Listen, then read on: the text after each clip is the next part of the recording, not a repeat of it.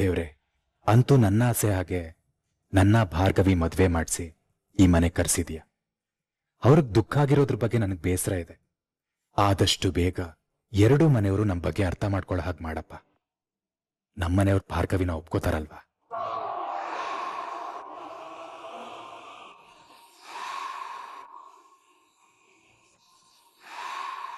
ಎಲ್ರೂ ಅದ್ ಏನೇನ್ ಬೇಡ್ಕೋತಿದಾರೋ ಏನು. ಇನ್ನು ಸ್ವಲ್ಪ ಹೊತ್ತಲ್ಲಿ ಶೋಕಾಚರಣೆ ಮಾಡೋ ಸ್ಥಿತಿ ಬರುತ್ತೆ. ಆಗ್ಲೂ ಹೀಗೆ ಕಣ್ಮುಚ್ಚೇ ನಿಲ್ಬೇಕು.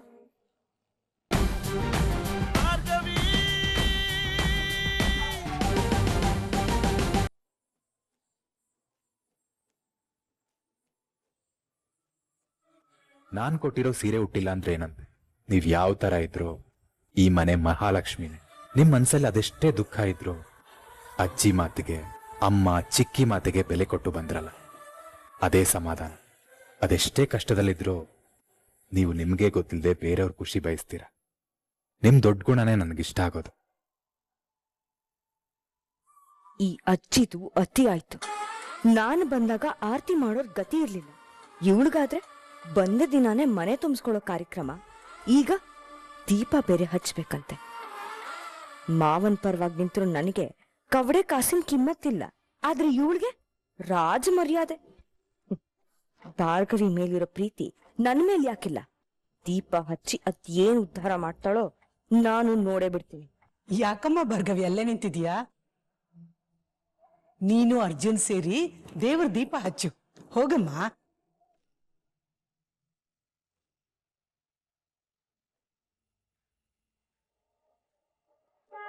ಅರ್ಜುನ್, ಕರ್ಕೊಂಡು ಹೋಗೋ.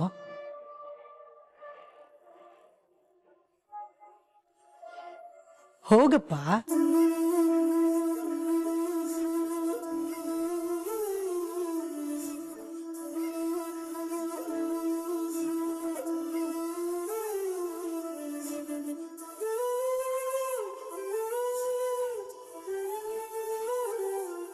ಭಾರ್ಗವಿ, ಈಗ ನೀನು ಈ ಮನೆಗೆ ಸೇರಿದವಳು. ಎಲ್ರಿಗೂ ಒಳ್ಳೇದಾಗ್ಲಿ ಅಂತ ಆ ಭಗವಂತನಲ್ಲಿ ಪ್ರಾರ್ಥನೆ ಮಾಡಿ ದೀಪ ಹಚ್ಚಮ್ಮ.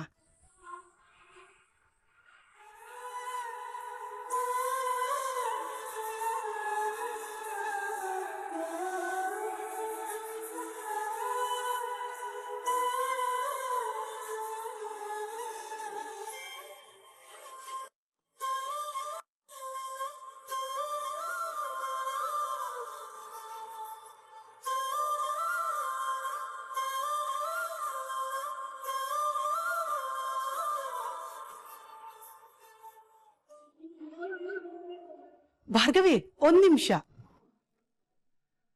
ಭಾರ್ಗವಿ, ಹೆಂಡತಿ ಯಾವಾಗ್ಲೂ ಗಂಡನ್ ಬಲಭಾಗದಲ್ಲಿ ನಿಂತು ಪೂಜೆ ಮಾಡ್ಬೇಕು. ನಿನಗ್ ಶಕ್ತಿ ತುಂಬ್ತೀನಿ ಅಂತ ಯಾವಾಗ್ಲೂ ಧೈರ್ಯ ಹೇಳ್ಬೇಕು.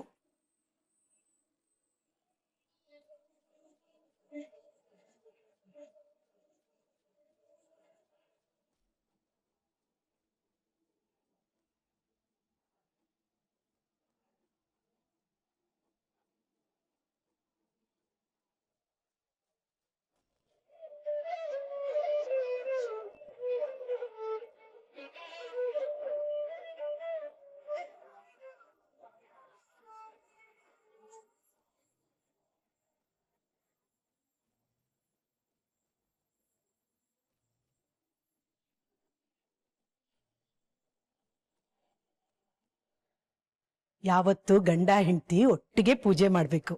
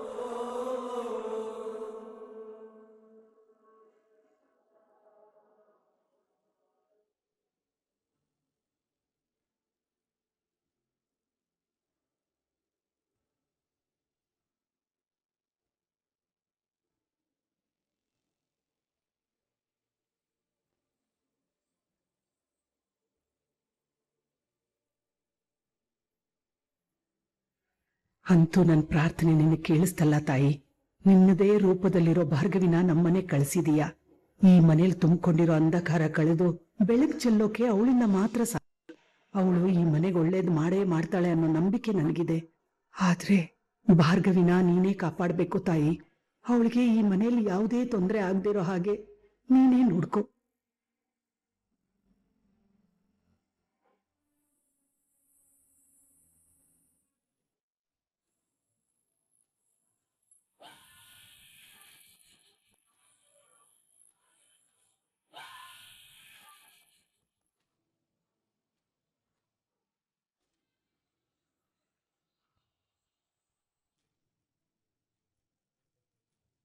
ಓ, ಇದಕ್ಕೆ ದೇವ್ರು ನಿನ್ನ ಇಲ್ಲಿಗೆ ಕರ್ಸ್ಕೊಂಡಿರೋದಾ?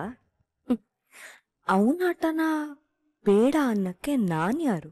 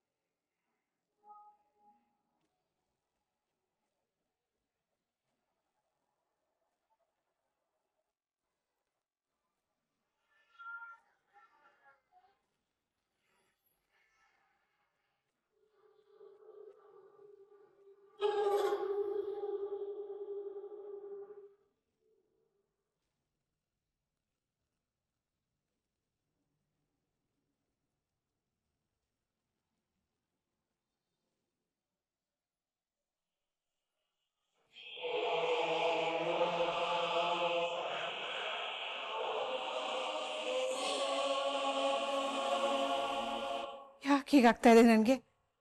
ಅವಳಿಗೇನಾದ್ರೂ ತೊಂದರೆ ಆಗಿದ್ಯಾ? ಇಲ್ಲ, ನನ್ ಕೈಲಾಗಲ್ಲ. ನಾನು ಫೋನ್ ಮಾಡಿ ಕೇಳೇ ಬಿಡ್ತೀನಿ.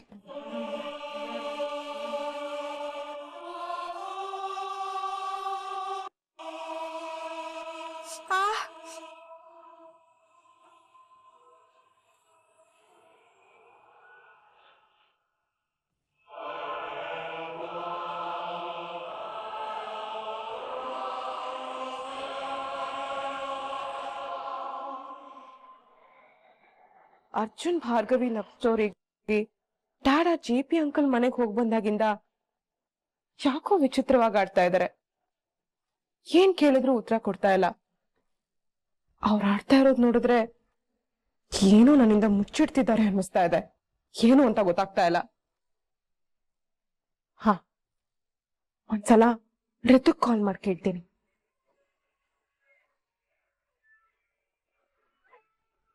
ಹಲೋ, ಹೇಳಿ ಅದ್ಕೆ. ರಿತು, ನಿಮ್ ಮನೇಲಿ ಎಲ್ರು ಚೆನ್ನಾಗಿದ್ದೀರಾ? ಹ್ಞೂ ಅದ್ಕೆ. ಯಾರಿಗೂ ತೊಂದ್ರೆ ಆಗಿಲ್ಲ ಅಲ್ವಾ? ಎಲ್ರು ನನ್ ಮನೇಲಿ ಇದ್ದಾಗ ಆರಾಮಾಗೇ ಇದ್ರು. ಯಾಕೆ ಕೇಳ್ತಿದ್ದೀರಾ? ಅಲ್ಲ, ಅರ್ಜುನ್ ಎಲ್ಲಿದ್ದಾನೆ? ಹೇಗಿದ್ದಾನೆ? ನಾನ್ ಬರುವಾಗ ಮನೇಲೇ ಇದ್ದ ಅನ್ಸುತ್ತೆ. ಆರಾಮಾಗೇ ಇರ್ತಾನೆ. ಮನೇಲಿ ಅಪ್ಪ ಕಿರಿಕಿರಿ ಮಾಡ್ತಿದ್ರು ಅಂತ ಬೇಜಾರಾಗಿ ನನ್ನ ಫ್ರೆಂಡ್ ಕಾವ್ಯ ಮನೆಗೆ ಬಂದಿದ್ದೀನಿ ಅದಕ್ಕೆ. ಹಲೋ ಹಲೋ, ನಿಮ್ ವಾಯ್ಸ್ ಬ್ರೇಕ್ ಆಗ್ತಿದೆ. Hello Ritu, hello. ಇವಳ ಹತ್ರ ಮಾತಾಡಿದ್ರು ಏನು ಉತ್ತರ ಸಿಗ್ಲಿಲ್ಲ.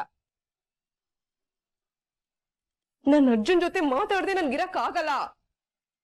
ಅವನೇ ನನ್ ಪ್ರಪಂಚ. ಏನ್ ಮಾಡ್ಲಿ? ಇಲ್ಲ, ನೇರವಾಗಿ ಅವನ್ ಮನೆಗೆ ಹೋಗ್ತೀನಿ.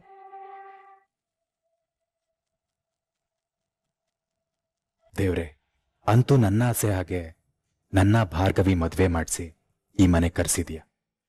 ಅವ್ರಿಗೆ ದುಃಖ ಆಗಿರೋದ್ರ ಬಗ್ಗೆ ನನಗೆ ಬೇಸರ ಇದೆ. ಆದಷ್ಟು ಬೇಗ ಎರಡೂ ಮನೆಯವರು ನಮ್ಮ ಬಗ್ಗೆ ಅರ್ಥ ಮಾಡ್ಕೊಳ್ಳೋ ಹಾಗೆ ಮಾಡಪ್ಪ. ನಮ್ಮನೆಯವ್ರ ಭಾರ್ಗವಿನ ಒಪ್ಕೋತಾರಲ್ವಾ?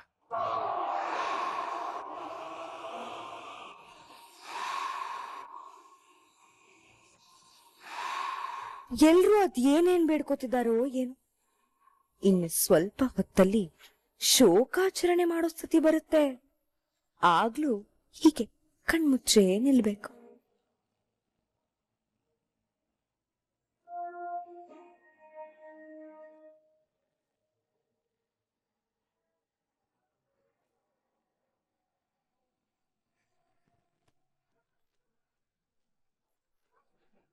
ಭಾರ್ಗವಿ ಬೆಂಕಿ.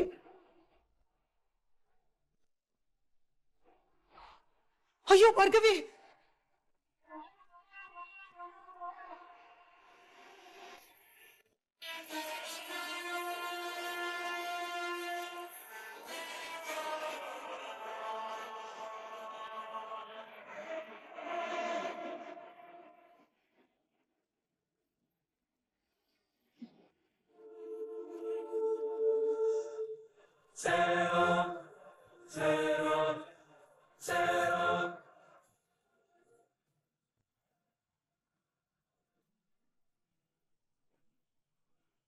ಛೆ, ಇನ್ನೇನು ಮುಗ್ದೋಗ್ತಿದ್ಲು, ಮಿಸ್ ಆಗೋದ್ಲಲ್ಲ.